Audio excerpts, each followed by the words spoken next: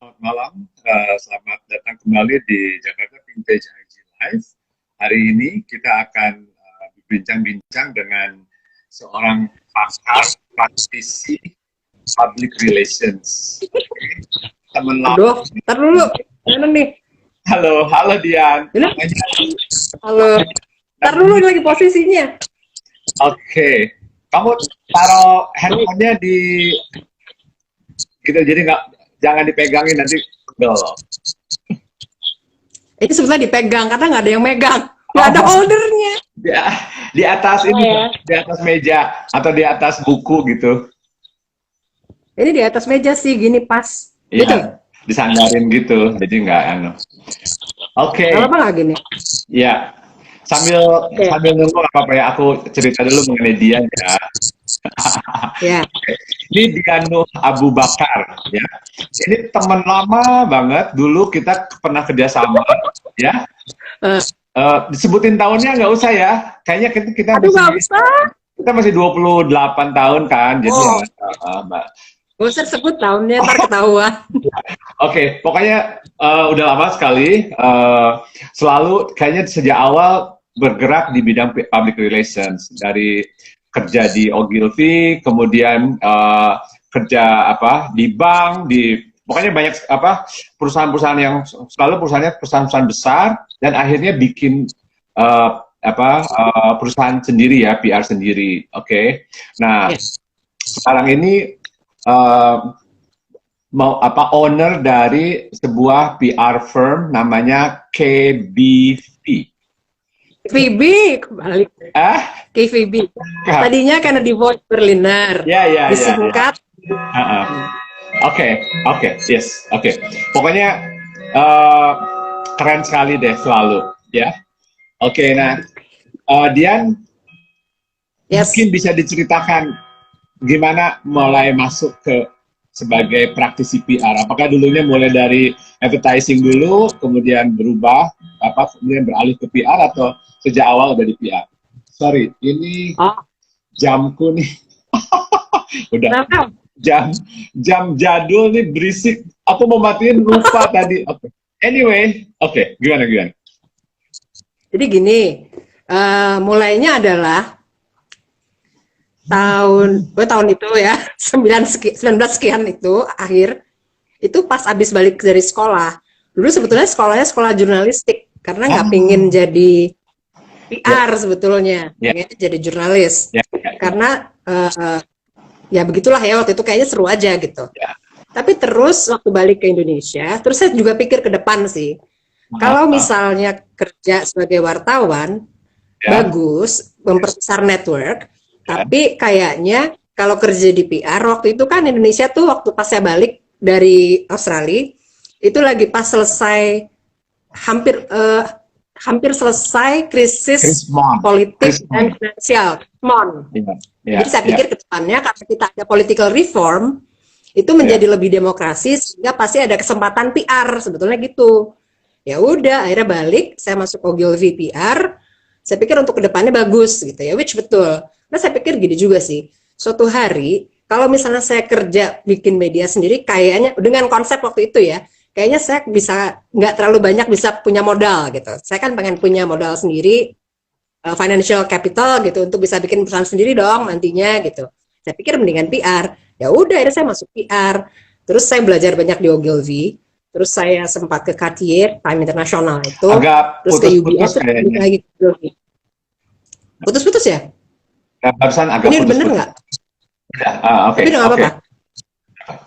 Terus habis itu ke UBS, baru akhirnya balik lagi ke Ogilvy PR Jakarta. Karena memang konsultan itu beda ya gitu. Sehabis itu baru saya bikin sendiri, karena saya pikir ya ini saatnya, waktu itu pas banget. Belum kepala 4, energi masih lebih banyak lah ya gitu. Terus rasanya waktu itu timing was right aja gitu. Ya udah saya bikin. Terus kemudian di Kennedy Voice, namanya Kennedy Voice Berliner, itu yang menciptakan brand itu partner saya Daniel Surya, tapi kayaknya dia nggak denger. Padahal saya udah bilang, dia tolong dong join malam ini, gitu ya. Tadi kayaknya, terus, gitu.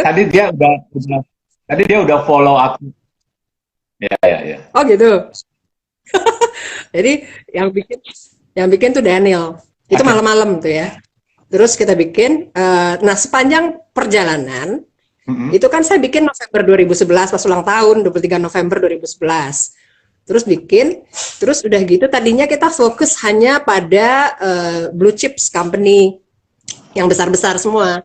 Tapi with the rise of startups tahun 2012, dengan banyaknya funding masuk ke Indonesia, rise of venture capital firms also, jadi saya bikin juga di bawahnya ada Voice of Startups, jadi public relations yang khusus untuk startups.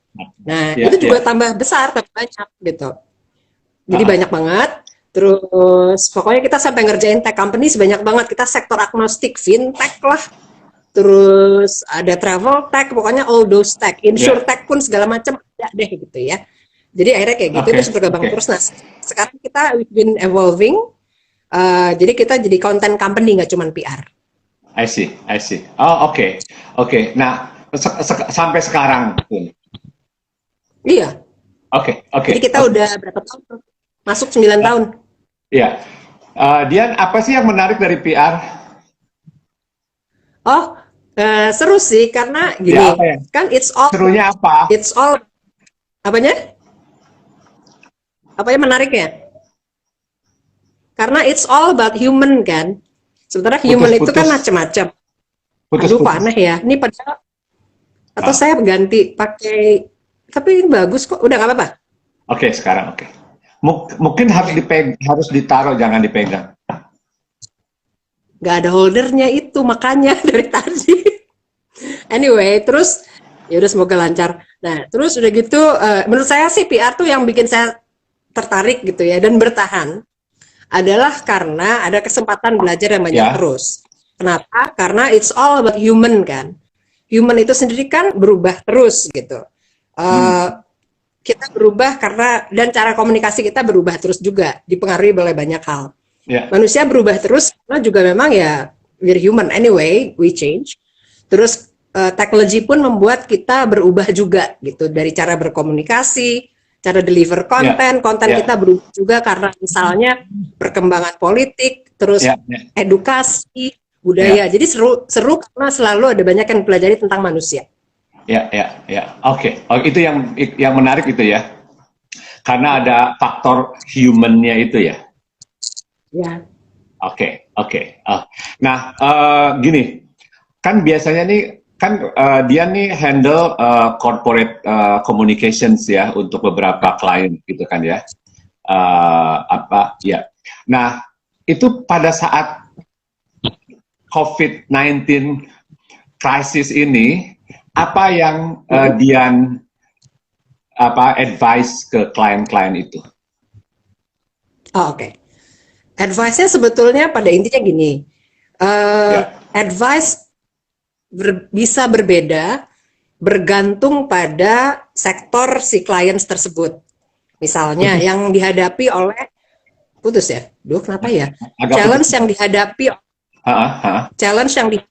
challenge yang dihadapi oleh sektor finansial misalnya akan beda dengan yang dihadapi oleh sektor non finansial yang non bank misalnya. Jadi semua bergantung pada sektor, pada challenge-nya apa dan objektifnya apa sih ini gitu. Sehingga pendekatannya beda. Ada yang misalnya sangat number oriented, ada yang enggak. Terus kemudian saya juga melihat gini sih sebetulnya. Kan biar bagaimanapun sekarang ekonomi masih menurun gitu ya. Apalagi kuartal 2 ini kan udah jelas turun banget. Jadi kita juga tidak mungkin untuk tidak realistis dengan bilang bahwa sekarang semua bermasalah gitu. Jadi nggak bisa terlalu optimis juga, harus realistis. Karena communication itu kan mesti transparan. Terus juga karena tujuannya membuat perubahan pendapat atau mengubah action. Boleh gitu diulang ya. Jadi, karena communication-nya kenapa? Sorry, boleh diulang. Keputus barusan. Ya, karena communication itu kan tujuannya adalah membuat orang mengubah perspektifnya, terus kemudian melakukan sesuatu. Nah, dengan demikian message yang disampaikan juga mesti menuju ke arah sana kan. Nah, di saat COVID ini kita tidak mungkin dengan pendekatannya yang sangat menurut saya optimis banget. Jadi memang tapi tentunya harus sesuai dengan industrinya gitu ya, sektornya gitu. Sehingga memang harus transparan, bilang bahwa well situation now is not good gitu, dan tunjukkanlah apa yang perlu dilakukan karena sekarang itu kan situasi krisis ya. Kita tidak pernah berada dalam situasi ini sebelumnya, generasi kita gitu loh. Jadi yang perlu diketahui adalah juklak atau apa sih yang harus dilakukan. Nah itu yang company juga harus memberitahu. Misalnya, let's say ke konsumennya harus kasih tahu apa. Yang diminta kepada pemerintah apa sebagai regulator sektor tertentu misalnya. Jadi lebih ke arah transparan dan jelas juklak dan apa yang diinginkan seperti itu sih. Tapi tentu bahasa PR ya. Ya. Kalau orang PR ngomong, kenapa? Sorry. Dan ada unsur humanisnya dan perlu ada unsur humanisnya sih sebetulnya. Harus lebih peka lagi. Kan timing itu is always menjadi sangat penting dalam public relations kan. Kita harus tahu banget timing kapan kita bicara. Di saat ini timing pun menjadi sangat penting karena ya semua orang susah gitu. So we should be more peka. Sensible. Yes. Oke. Tadi kan ada keyword humanis. Ya. Tadi ada satu keyword humanis. Itu apakah keyword itu baru muncul sekarang ini karena semua orang tiba-tiba menjadi baik dan humanis gitu? Karena semua mengalami krisis, atau karena itu emang selama ini keyword itu selalu ada dalam advice seorang PR practitioner seperti Dian ke klien? Sebetulnya terus terang kalau menurut saya ya, dulu itu lebih, kita kan kapitalis ya. Nggak apa-apa, harus jujur loh, harus jujur, nggak apa-apa. Nah, honesty is the best policy. Sebetulnya sekarang kita menjadi lebih more sensitif sih, to be honest begitu. Dulu nggak terlalu gitu rasanya ya. Sensitif yes, tapi sekarang ada kadar yang lebih tinggi, karena memang situasi sekarang kejadian luar biasa gitu. Jadi kadarnya memang lebih tinggi sih sekarang. Oke. Terus ada keyword yang selalu kemarin juga kita ngomong sama salah satu bukan dari PR consultant, tetapi dia dari kliennya, tapi dia bergerak di corporate communication gitu ya, sebuah fintech gitu. Dia bilang dia ada keyword juga transparansi. Oke, tadi juga bilang transparan. Kalau seorang communications consultant, PR consultant ngomong transparan, itu beneran nggak sih transparan? Beneran. Emang harus bener, harus transparan karena kan satu, kita bicara dengan media. Kalau datanya nggak bener, bisa legally inilah, kan nggak bener gitu. Jadi memang harus benar. Benar. Transparan. Benar. Oke. It's good to know. Just checking. Harusnya begitu. Tapi emang harusnya yang benar sih begitu. Oke. Tadi juga kan dia bilang bahwa timing is everything ya kalau dalam komunikasi, terutama dalam PR ya. Itu apa konkretnya yang misalnya ambil satu contoh aja.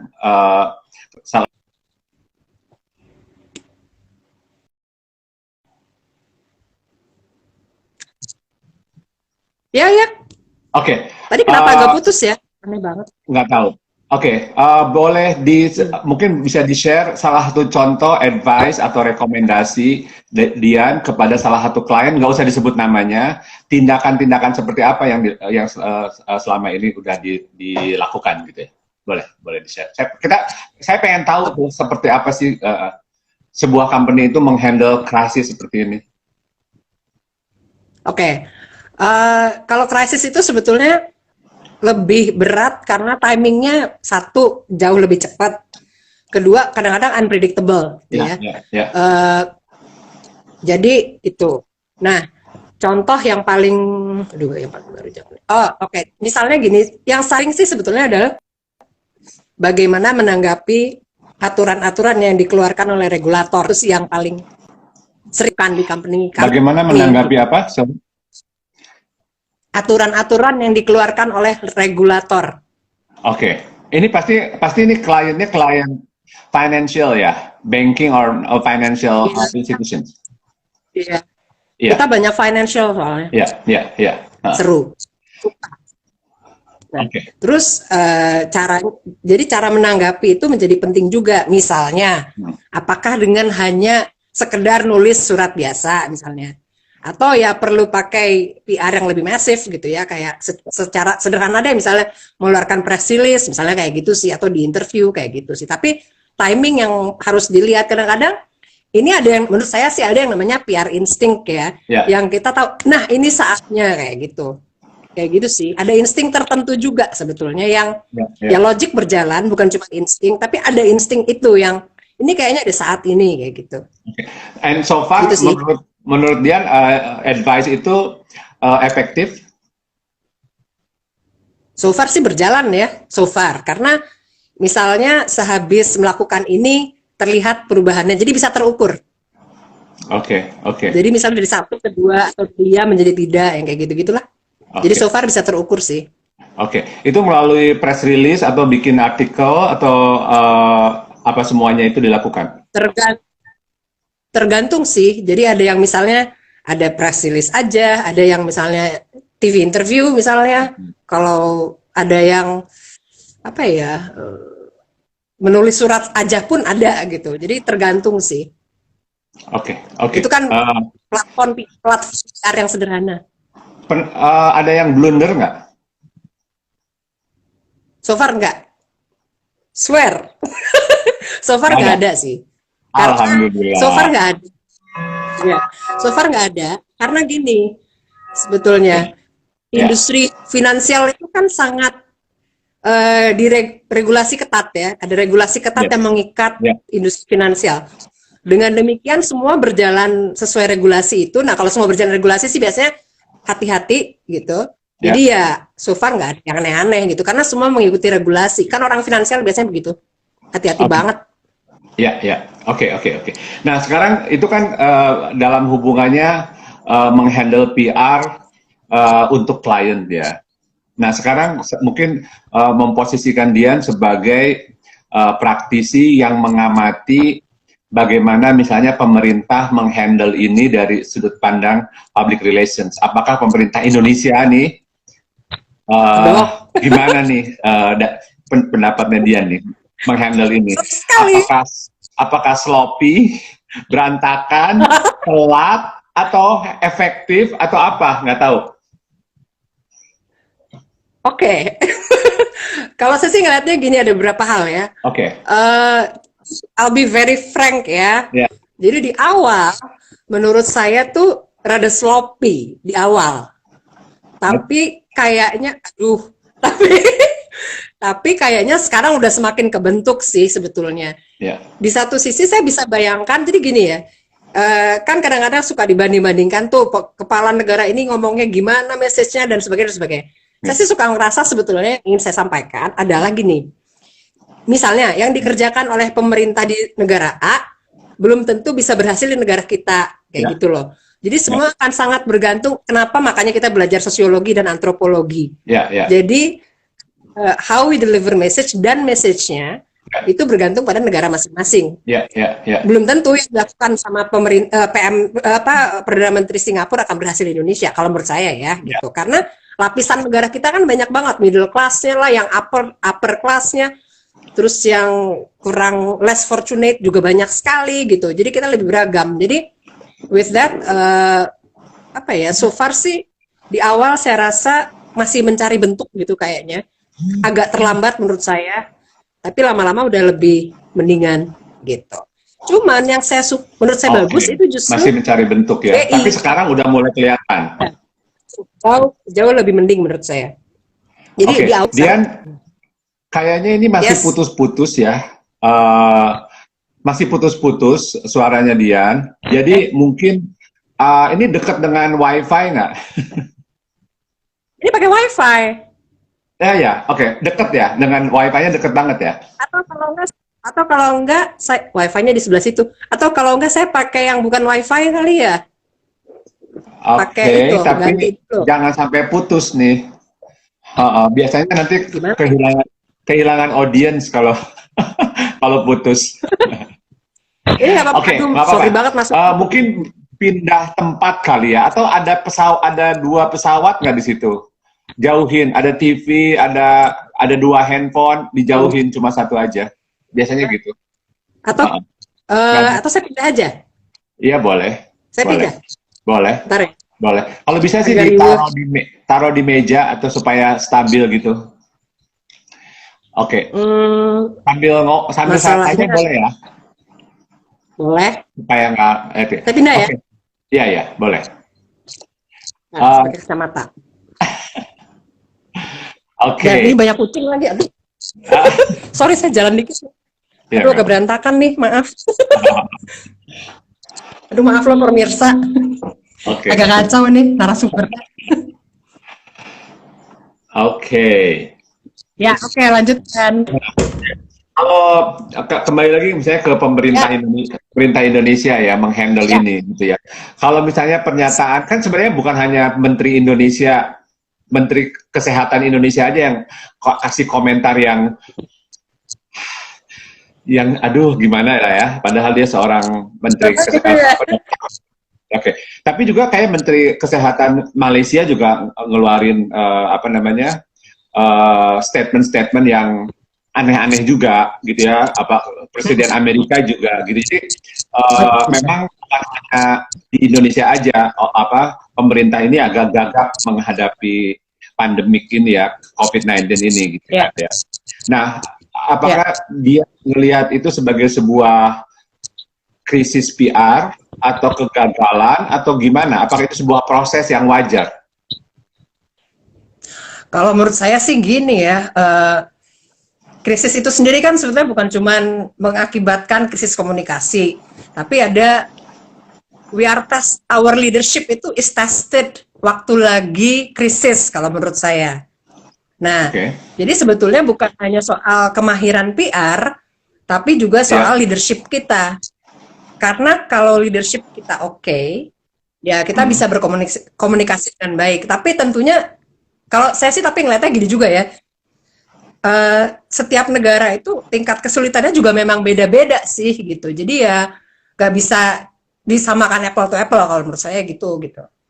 Tapi ada unsur leadership yang berpengaruh. Menurut Dian leadershipnya selama ini gimana? Dari sebagai professional PR consultant atau sebagai Indonesian citizen? Aduh.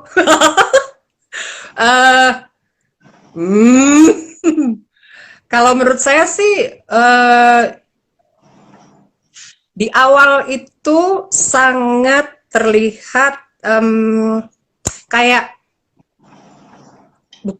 kurang firm, kurang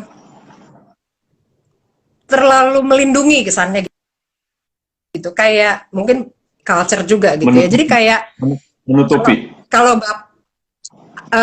melindungi bukan menutupi. Jadi kalau tujuannya melindungi.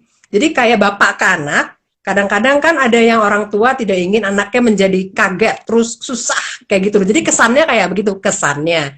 Jadi menjadi kurang transparan dan memberi juklak. Tapi di satu sisi mungkin lagi dipelajari juga gitu. Karena ini kan sesuatu yang aneh, tapi sesuatu yang beda, luar biasa gitu. Tapi saya tuh ngelihat justru ada beberapa hal yang menurut saya bagus. Bu Sri Mulyani itu bagus kalau menurut saya. Cepet. Pak Peri Bank Indonesia itu juga gubernur BI itu bagus. Jadi justru yang bagian financial menurut saya bagus banget karena ada juklak yang dikeluarkan, terus relaksasi programnya berjalan gitu. Jadi kalau menurut saya finansial malah bagus sih. Gitu. Tapi saya lebih banyak ini jawabannya diplomatis sekali ya.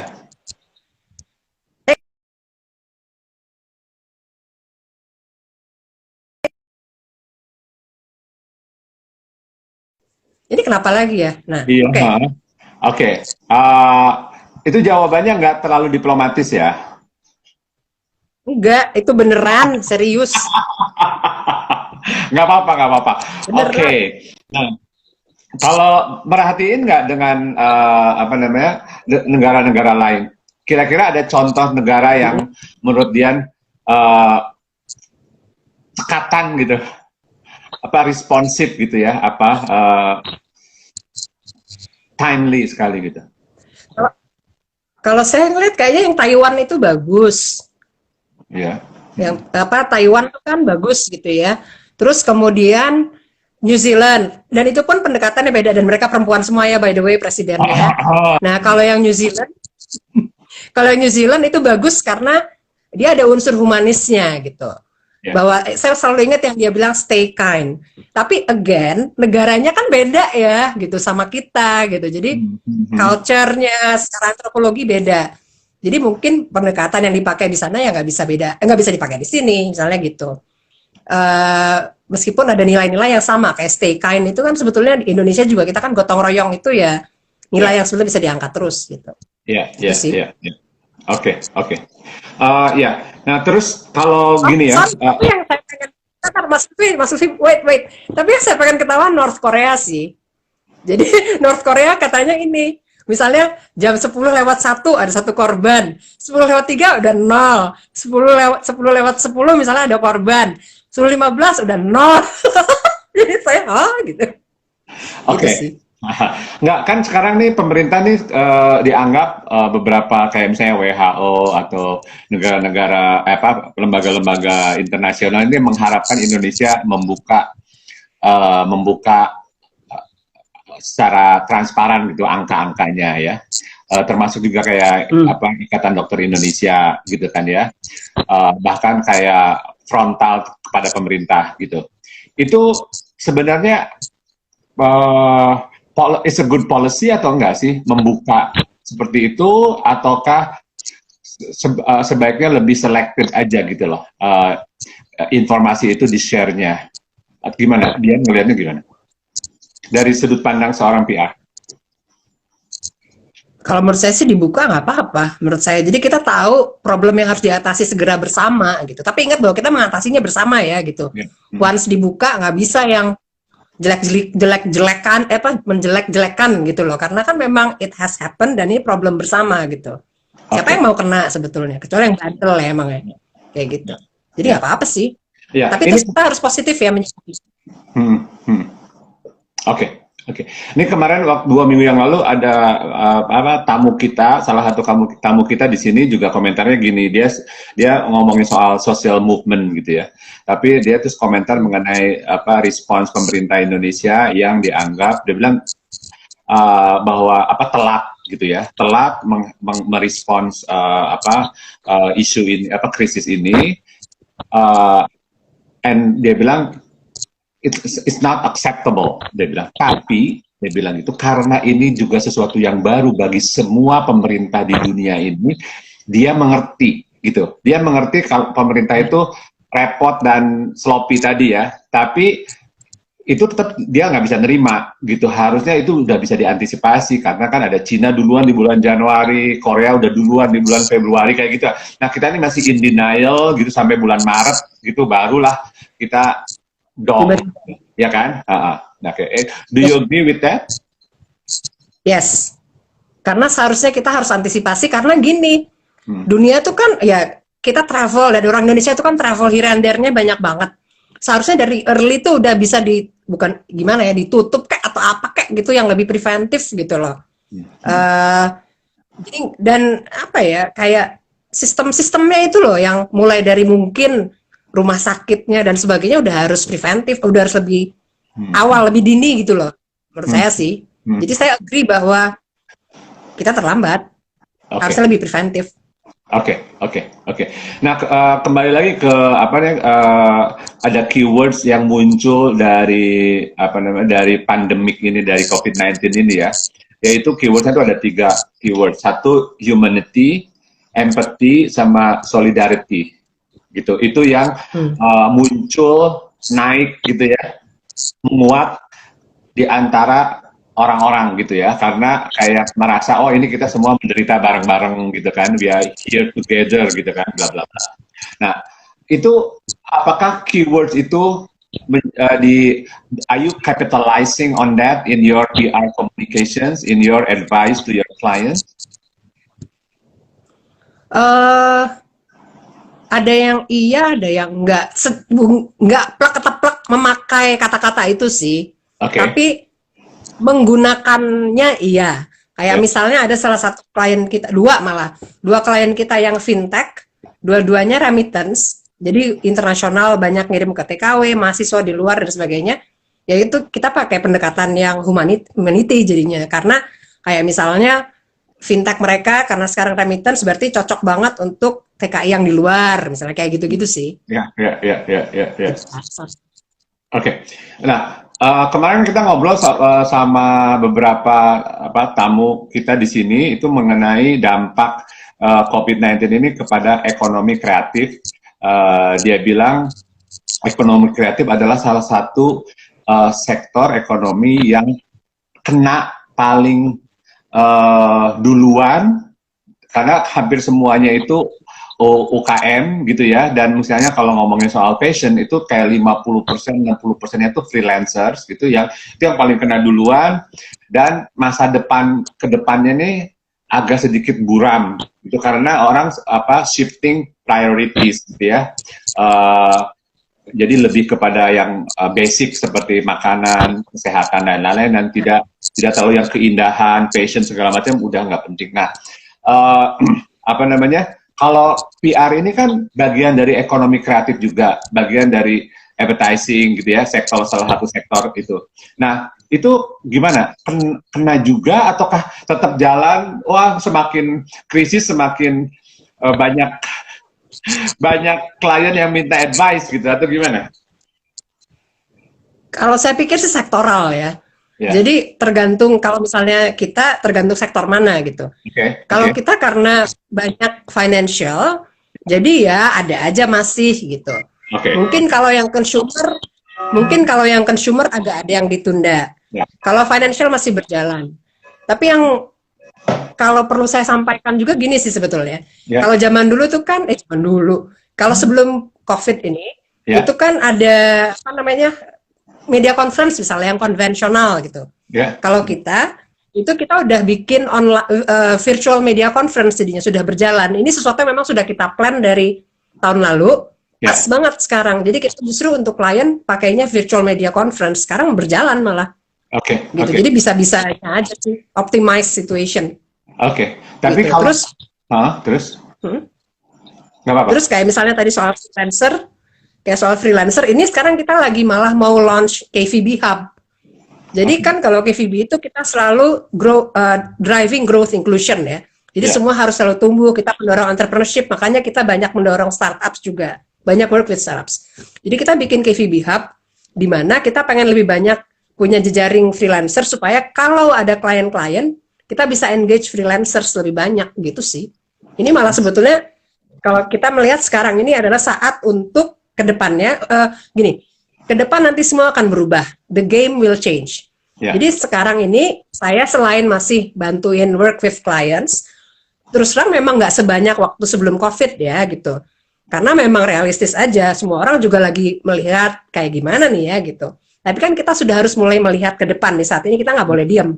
Jadi tetap brand harus bersuara, apalagi yang krisis. Tapi tentu harus hati-hati, humanity is very important, timing is very important. Tapi kemudian kita sih udah siap dengan jejaring influencer di bawah KVB Hub ini.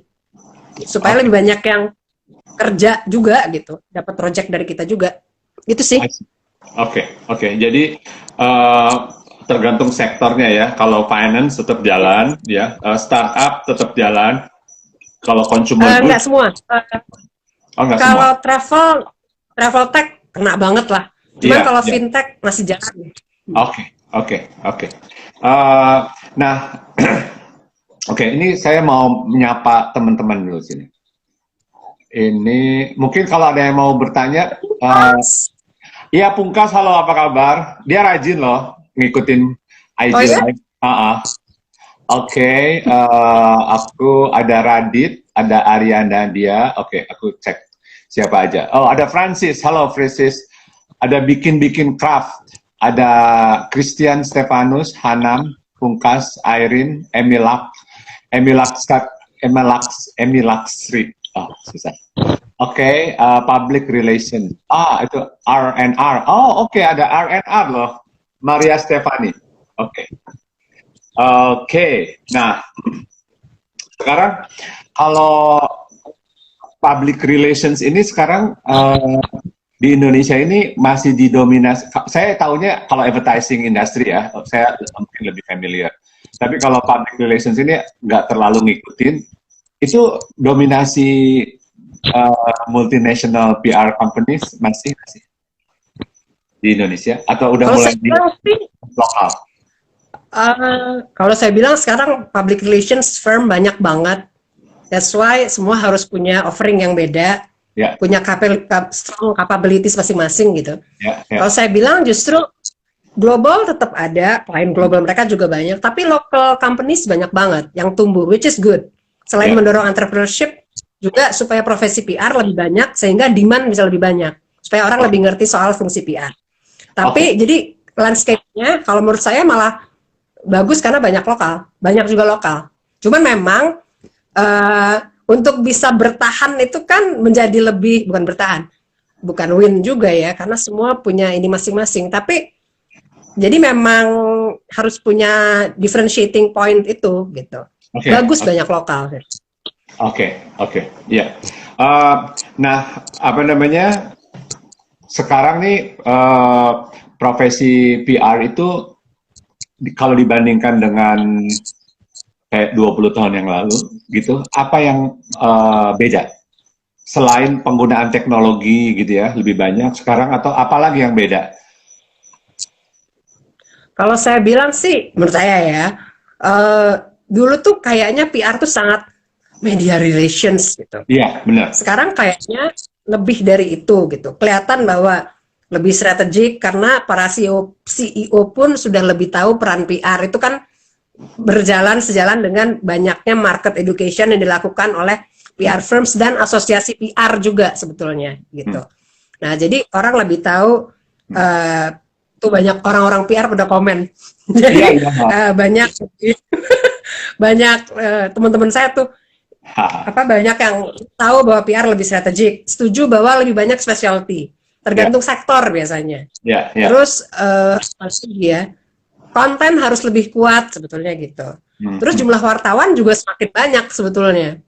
Jadi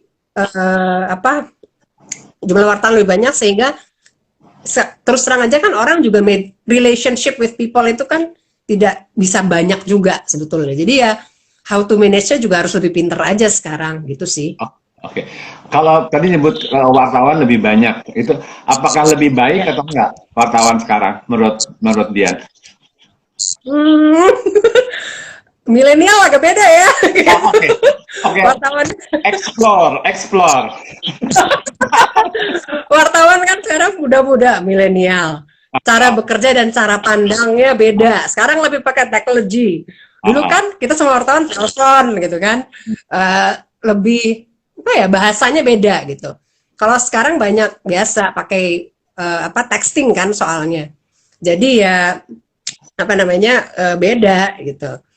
Terus udah gitu, terus terang gaya menulisnya pun rada beda dan mungkin karena harus cepet-cepet, tingkat kesalahan menulisnya lebih banyak dibanding wartawan yang dulu. Iya. Gitu. Oke. Ini saya mau sharing nih ya, kenapa saya nanya gitu? Karena saya bisa ngelihat dulu sama sekarang. Oke. Saya ngomongin sekarang aja. Sekarang ini banyak sekali yang kalau pertanyaannya itu sebenarnya pertanyaan, kalau misalnya kita ditanya nih, saya ditanya sebagai seorang desainer gitu ya, sama wartawan biasalah masih muda gitu ya. Pertanyaan-pertanyaan yang sebenarnya dia udah bisa di Google duluan gitu loh. Jadi pertanyaan yang itu ditanyakan. Jadi padahal kita expect pertanyaannya tuh yang lu nggak ketemu di Google lu tanya boleh gitu. Jadi sejarahnya itu ya kan lu bisa di Google dulu gitu kan. Itu mengalami seperti itu nggak sih? Iya. Banyak yang ngomong gitu, apalagi kalau udah mau one-on-one interview gitu. Iya. Makanya kita juga heran kenapa ya? Kayak kurang waktu untuk research sebetulnya. Iya, dan kayak diterjunin gitu, nggak ada training, nggak ada apa, dia dijeblosin gitu ya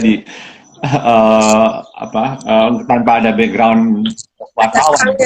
Soalnya gini sih, karena semua berjalan demikian cepat kan.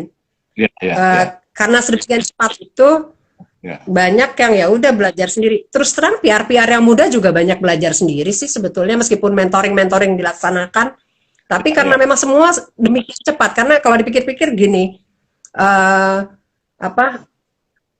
growth demikian cepat, lebih banyak tenaga kerja yang diperlukan. Jadi untuk trainingnya pun susah sebetulnya, gitu sih. Oke. Terus bener nggak sih sekarang nih banyak media-media yang agak males gitu ya, sehingga yang dia tampilkan di medianya itu kayak copy paste aja dari press release tanpa diolah lagi, padahal dia datang ke press con-nya gitu ya, dia datang segala macam, tapi yang keluar tuh kata per katanya udah diambil dari press release yang dikasih USB-nya itu betul nggak? Ada yang iya, ada yang enggak sih. Biasanya media yang konvensional itu, yang mainstream profesional, itu bagus sebetulnya. Jadi mereka top tier lah ya, diolah lagi. Apalagi kayak terus terang Kompas tuh masih oke menurut saya. Kompas, Bisnis Indonesia, Jakarta Post itu masih kritikal. Iya. Oke. Good to know. Oke, ini ada komentar dari, ini kayaknya orang PR nih. Adri Ponsen, ya, teman ya. Halo Adri, oke. Kenal. Oke, lebih banyak search sama sosial PR sekarang, tapi sesuai kebutuhan demand. Oke, itu mau dikomentari, tergantung angle dan isu juga. Oke, mau dikomen nggak tuh?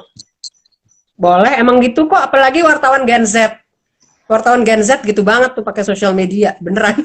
Oke, Gen Z tuh tolong dong jelasin, ini banyak yang roaming nanti di sini.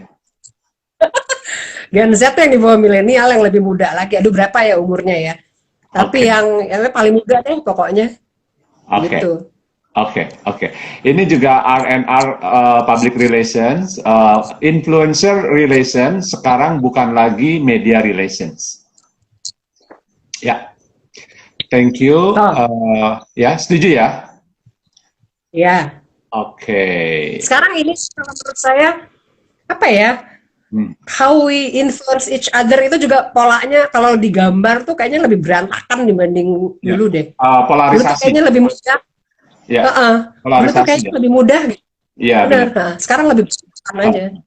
Oke, sekarang kan gini kan, kalau kita dulu kan kalau kita ingin generate influence gitu ya, kita ngomong yang kita bicarakan adalah media formal ya, Kompas atau TV atau siapa gitu ya, atau segala macam. Nah, kalau sekarang kan ada influencers, ada Instagram apalah gitu, ada YouTubers ya, apalah. Oke. Nah, itu seberapa besar sekarang pengaruh influencers itu dalam konteks dibandingkan dengan misalnya media-media seperti kayak Kompas atau yang lain-lainnya? Misalnya dalam sektor finance itu misalnya. Kalau sektor finance sih tetap aja yang didengar menteri, pejabat-pejabat itu atau ekonomis. Nggak ada yang mau dengar outlook ekonomi misalnya atau regulasi dari YouTuber lah gitu. Tapi bagusnya juga adalah kalau official atau apalah expert itu ya bicara di kanal-kanal yang memang kanal sosial media, nggak apa-apa. Gitu, untuk edukasi aja gitu ya ke masyarakat luas. Tapi kalau untuk trust, untuk sektor tertentu memang ya expertise itu kan nggak di-build dalam semalam ya. Ya YouTuber sih kurang lah gitu. YouTuber mah cocoknya untuk consumer kalau menurut saya. Dan kayaknya ini ya, semakin kita dewasa kan kita sebetulnya tidak mendengar apa kata orang kan. Tidak terlalu gampang di-influence gitu. Kayak mau ada fashion apalah, kalau kita udah punya gaya sendiri kita nggak terlalu peduli gitu. Jadi sebetulnya yang banyak di-influence yang muda-muda biasanya. Semakin berumur, itu nggak terlalu sih sebetulnya. Udah percaya pada judgement sendiri, based on angka lagi biasanya. Nah, gitu sih. Kan, kan Dian banyak klien startup kan? Itu kan pasti isinya milenial. Itu juga tetap sama? Nggak, influencers nggak terlalu kepake atau gimana? Dalam sektor yang itu? Tergantung sih. Jadi gini, kalau kliennya, kalau yang tech companies, itu memang muda-muda. Jadi ada yang mulai dari 30 sampai 40-an ke atas juga ada sih gitu. Cuman kalau untuk influencers itu bergantung pada produk mereka gitu. Kayak misalnya gini, kalau fintech itu masih tetap harus ada Kompas yang kayak gitu-gitu perlu. Itu kalau fintech. Insurtech masih, travel enggak. Kalau travel mah lifestyle. Jadi sangat tergantung kok gitu pada produknya, industrinya apa gitu. Oke, sekarang pertanyaan yang lebih umum. What do you think about influencers? Kalau saya sebagai PR ya, kalau sebagai PR sih ya diperlukan to some extent, karena memang PR itu kan to influence the target audience gitu. Jadi diperlukan di beberapa kasus sih, tapi ada juga yang kadang-kadang nggak perlu sebetulnya gitu. Kalau ada yang bilang bahwa influencers itu overrated, setuju nggak? Setuju. Setuju. Jangan setuju dong, aku pengen denger yang nggak setuju gitu loh. Loh, emang soalnya terus terang gini sih. Apa ya, nggak terlalu banyak pakai influencers juga soalnya gitu. Aduh maaf ya nih kalau ada yang denger sini, itu ada influencers. Apa-apa. Ini kan it's a free country ya. Ya, of course. Jadi tergantung. Makanya tergantung kasusnya. Yes. Oke, mungkin nih teman-teman ada yang mau bertanya, nih lagi seru soalnya ya. To some extent, to some certain, but it's not everything, kayak gitu. Hanam itu ngetosnya ke siapa ya? Ke Dian apa ke siapa ya? Hanam itu Helmi, my friend dari zaman dulu. My good friend. Halo Helmi.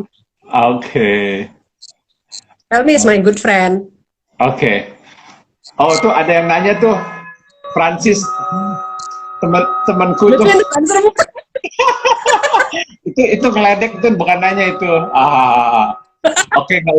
Kayaknya banyak orang yang nggak terlalu agak skeptical dengan influencers ya, agak overrated gitu ya. Kenapa ya kira-kira?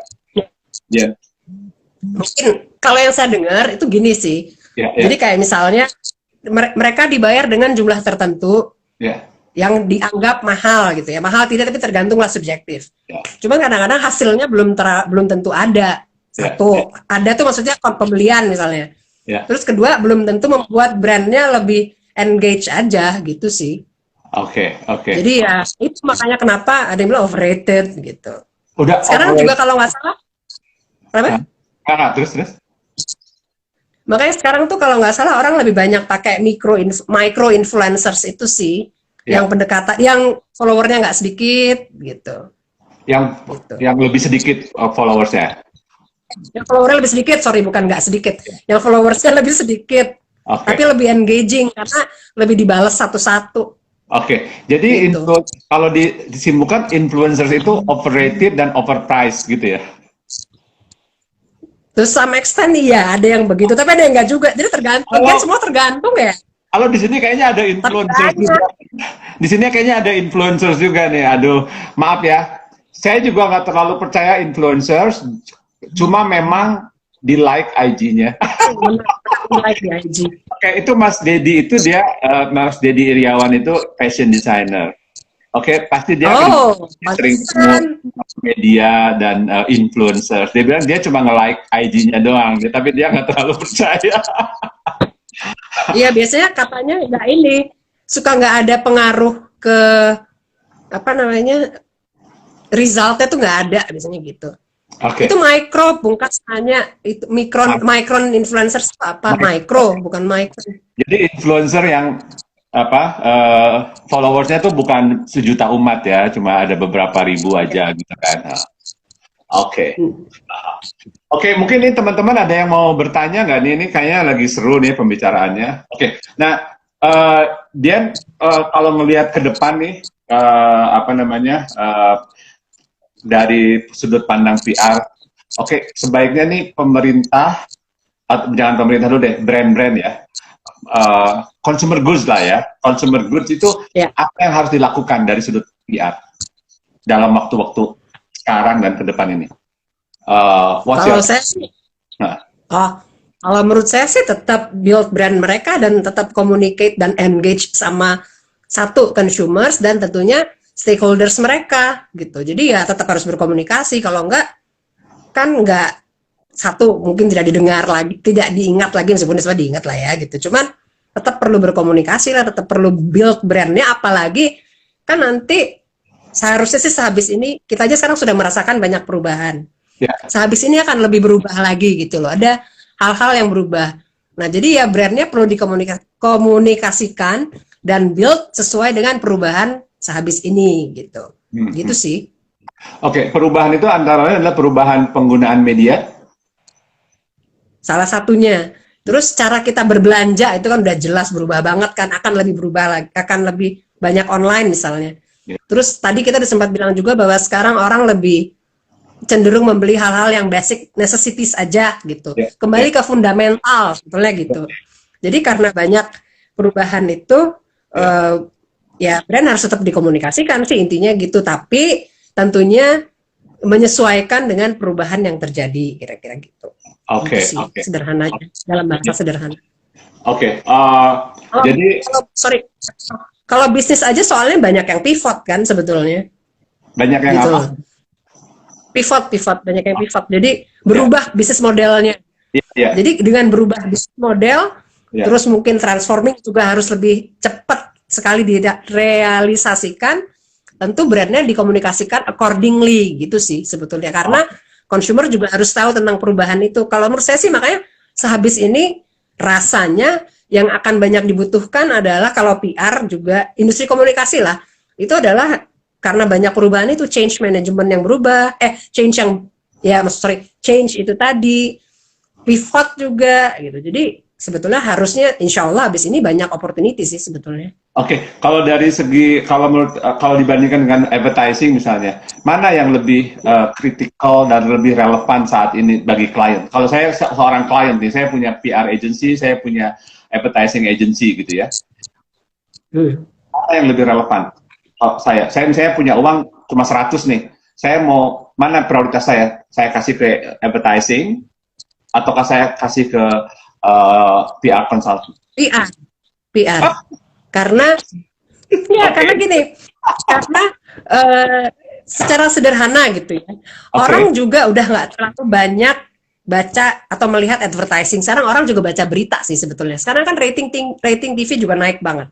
Inilah kesempatan untuk mengirimkan pesan PR kita sebetulnya gitu. Itu kalau dilihat dari medianya. Terus kedua dilihat dari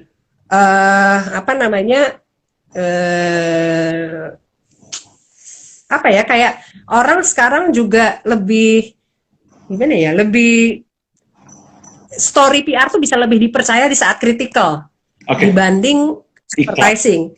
Tapi sebetulnya saya ngelihat gini sih, orang-orang kan pakai digital ya sekarang, banyak pakai digital. Kayak orang advertising, kalau saya lebih ke arah pesan PR, lebih integrasi sama PR pesannya, tapi pakai video advertising gitu loh, maksud saya gitu. Itu bisa kayak begini. Nanti ini saya akan nanya hal yang sama ke minggu depan, ada orang advertising di sini. Siapa? Nanti diumumin. Oke. Ntar pengen denger soalnya. Nanti ada pengumumannya. Dian, ini kayaknya waktunya udah sejam, nggak kerasa sama sekali kan? Ya. Aduh, sebentar. Ini apa namanya? Ada komentar-komentar nih ya. How to keep communicating through CSR without being seen taking advantage of this epidemic. Dia bilang, ini Hanam yang bilang begitu. Kemudian ini kayaknya Adri Ponsen nih sangat ketawa ya. sangat sangat semangat sekali. Thank you. Wah, ada Budi Pradono nih, ada arsitek terkenal Indonesia ikutan di sini ya. Itu influencer beneran itu. Arsitek. Ya, thank you. Terus terang lagi WFH gini kerjaannya beberes rumah terus, ganti buku pindah ke sini, lemari ini pindah ke situ. Itu mah desainer ya, interior salah. Oh ya, tahu kan nomor teleponku kalau perlu interior. Beres. kayaknya mungkin ada pesan terakhir nggak? Your apa namanya last words, your words of wisdom.